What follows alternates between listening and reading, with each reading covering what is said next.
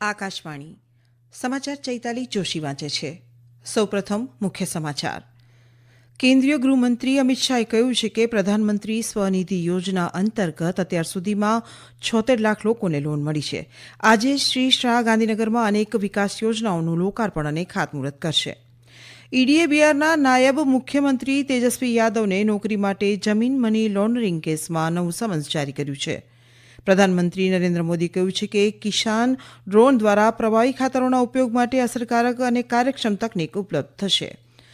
પશ્ચિમ બંગાળના કોલકાતામાં લોકો કોન્થે ગીતા પાઠ કાર્યક્રમનો પ્રારંભ થયો અને ગુવાહાટીમાં 85મી સિનિયર નેશનલ બેડમિન્ટન ચેમ્પિયનશિપની મેન્સ સિંગલ્સની ફાઇનલમાં ચિરાગ સેનનો મુકાબલો થારૂન એમ સાથે થશે.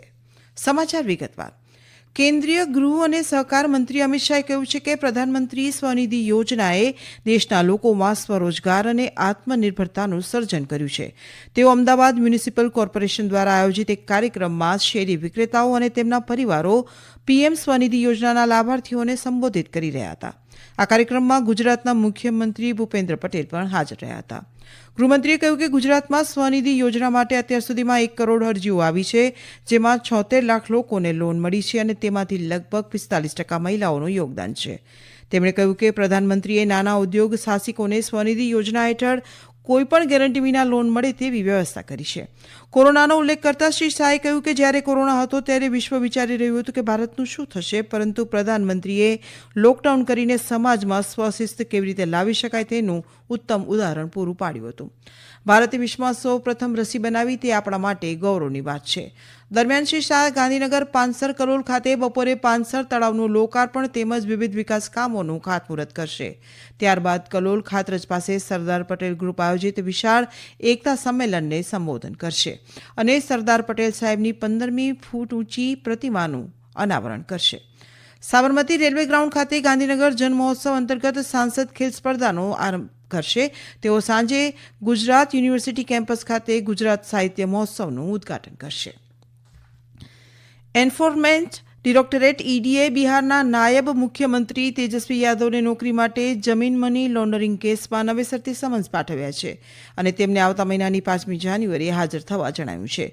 તેજસ્વી યાદવને અગાઉ આ મહિનાની 22મી તારીખે હાજર થવા માટે સમન્સ પાઠવવામાં આવ્યા હતા, પરંતુ તેઓ હાજર ન થતાં તેમને નવેસરથી સમન્સ પાઠવવામાં આવ્યા છે. વર્ષ 2004થી 2009માં ભૂતપૂર્વ રેલવે મંત્રી લાલુ પ્રસાદ યાદવ પર આરોપ હતો કે તેઓએ તેમના પરિવારના સભ્યો અને એક જોડાયેલ ખાનગી કંપનીને જમીન ટ્રાન્સફર કર્યા પછી વિવિધ રેલવે ઝોનમાં ઘણા લોકોને ગ્રુપ ડીની શ્રેણીની નોકરીઓ આપી હતી. લાલુ પ્રસાદને આ મહિનાની 27મી તારીખે નવી દિલ્હીમાં ઈડી હેડક્વાર્ટરમાં હાજર થવા કહેવામાં આવ્યું છે. પેન્ટાગોને જણાવ્યું છે કે ગઈકાલે ભારતના દરિયાકાંઠે ત્રાટકેલા જાપાનની માલિકીના કેમિકલ ટેન્કરને ઈરાન દ્વારા ડ્રોન મારફતે નિશાન બનાવવામાં આવ્યું હતું. તેમણે વધુમાં જણાવ્યું હતું કે શનિવારે સ્થાનિક સમય પ્રમાણે સવારે 10 વાગ્યાની આસપાસ હુમલો થયો હતો.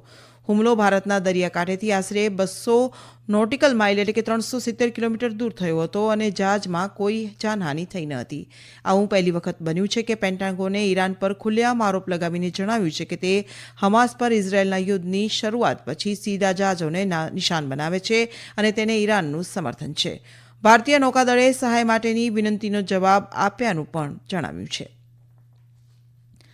પ્રધાનમંત્રી નરેન્દ્ર મોદીએ કિસાન ડ્રોનની પ્રશંસા કરી છે, જે પ્રવાહી ખાતરોના ઉપયોગ માટે અસરકારક અને કાર્યક્ષમ તકનીક પ્રદાન કરે છે.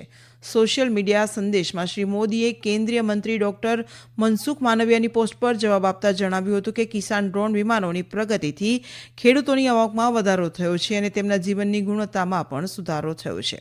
ડોક્ટર માંડવિયાએ પોતાની પોસ્ટમાં અંગ્રેજી દૈનિકમાં પોતાના લેખ વિશે વાત કરતા જણાવ્યું હતું કે એગ્રીડ્રોન ટેકનોલોજી દેશમાં ખેતીની પદ્ધતિઓના આધુનિકીકરણ અને પરિવર્તનમાં વાસ્તવિક સફળતા સમાન છે.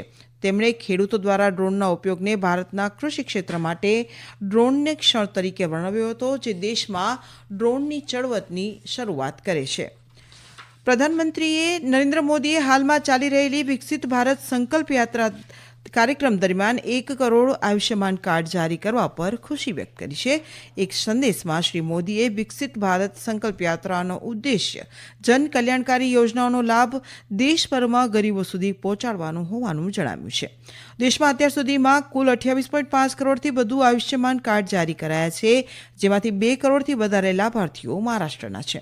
અમારા મુંબઈના સંવાદદાતાના જણાવ્યા અનુસાર રાજ્યના વિવિધ ભાગોમાં યોજાતા દરેક વિકસિત ભારત સંકલ્પ યાત્રા કાર્યક્રમમાં મોટી સંખ્યામાં લોકો આયુષ્યમાન કાર્ડ માટે અરજી કરી રહ્યા છે.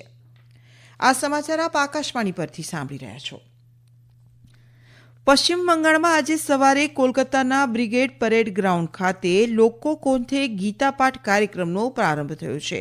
સવારે 10 વાગ્યે ભજન સાથે શરૂ થયેલ કાર્યક્રમમાં બપોરે 12 કલાકે અને 10 મિનિટથી ગીતાપાઠ શરૂ થયા હતા, જેમાં પુરી જગન્નાથ મંદિરના દેવપતિઓ અને દ્વારકાના શંકરાચાર્ય શ્રી સદાનંદ સરસ્વતી વિશેષ ઉપસ્થિત રહ્યા હતા.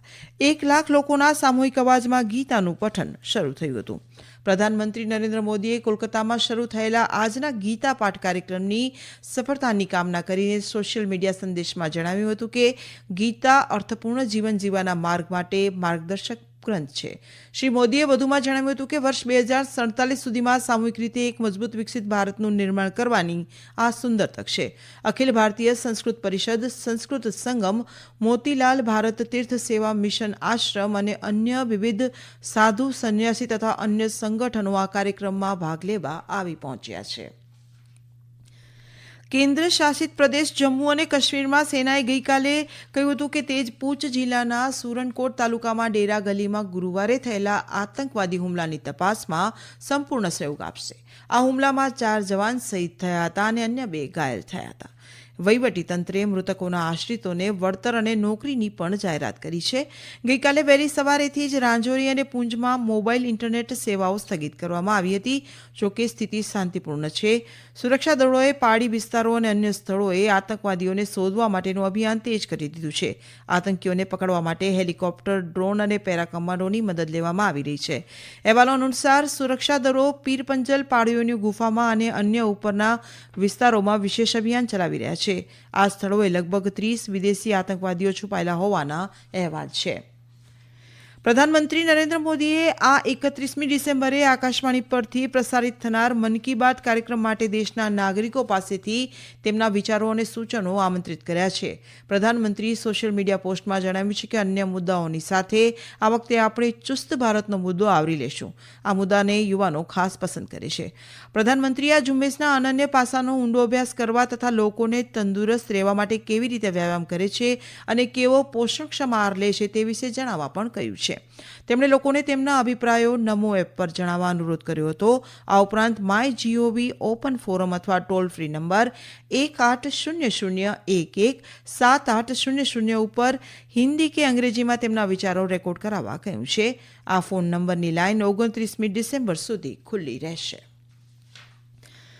ગુવાહાટીમાં 85મી સિનિયર નેશનલ બેડમિન્ટન ચેમ્પિયનશિપની મેન્સ સિંગલ્સ ફાઇનલમાં ચિરાગ સેનનો મુકાબલો થારૂન એમ સાથે થશે. 2023 ઓડિશા માસ્ટર્સના નવા વિજેતા ધ્રુવ કપિલા અને તનિષા કાસ્ટ્રો દીપ રાંભિયા અને અક્ષય વાંગ સામે 21-11, 21-13થી જીતને મિશ્ર ડબલ્સની ફાઇનલમાં પહોંચ્યા હતા. તેઓ હવે નીતિન કુમાર અને નવદા મંગલમની જોડી સામે રમશે. મહિલા ડબલ્સ કેટેગરીમાં રીતિકા ઠાકર અને સિમરન સિંધીની મહારાષ્ટ્રીયન જોડીએ પી અમૃતા અને પ્રાંજલ પ્રભુ ચિમલુકરને 21-11, 21-11થી હરાવીને ફાઇનલમાં સ્થાન નિશ્ચિત કર્યું છે. તમામ ફાઇનલ મેચો આજે રમાશે. ક્રિકેટમાં મુંબઈના વાનખેડે સ્ટેડિયમ ખાતે મહિલા ટેસ્ટ ક્રિકેટમાં 8 વિકેટથી જીત સાથે ભારતે ઓસ્ટ્રેલિયા સામે પ્રથમ ટેસ્ટ જીતનો રેકોર્ડ બનાવ્યો છે. ભારતીય મહિલા ક્રિકેટ ટીમે આજે ઇતિહાસ રચ્યો છે. હરમનપ્રીત કૌરની આગેવાની હેઠળની ટીમ ઓસ્ટ્રેલિયા સામે તેમની પ્રથમ ટેસ્ટ નોંધાવી હતી. ગઈકાલે ટેસ્ટ મેચના ત્રીજા દિવસે ઓસ્ટ્રેલિયાએ ભારત સામેની બીજી ઇનિંગમાં સ્ટમ્પ્સ પર 5 વિકેટ ગુમાવી 233 રન બનાવ્યા હતા. આ પહેલા ભારત પ્રથમ દાવમાં 187 રનની લીડ સાથે 406 રનમાં ઓલ આઉટ થઈ ગયું હતું. કેપ્ટન હરમનપ્રીત કૌર ટીમ ઇન્ડિયાનું નેતૃત્વ કરી રહી છે, જ્યારે એલિસા હેલી ઓસ્ટ્રેલિયા ટીમનું નેતૃત્વ કરી રહી છે. અંતમાં મુખ્ય સમાચાર ફરી એકવાર.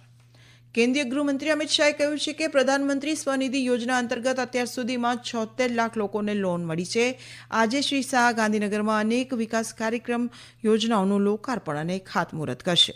ઈડીએ બિહારના નાયબ મુખ્યમંત્રી તેજસ્વી યાદવને નોકરી માટે જમીન મની લોન્ડરિંગ કેસમાં નવું સમન્સ જારી કર્યું છે. પ્રધાનમંત્રી નરેન્દ્ર મોદીએ કહ્યું છે કે કિસાન ડ્રોન દ્વારા પ્રવાહી ખાતરોના ઉપયોગ માટે અસરકારક અને કાર્યક્ષમ તકનીક ઉપલબ્ધ કરશે અને પશ્ચિમ બંગાળના કોલકાતામાં લોકો કોતે ગીતાપાઠ કાર્યક્રમનો પ્રારંભ થયો છે. આકાશવાણી પરથી સમાચાર પૂરા થયા.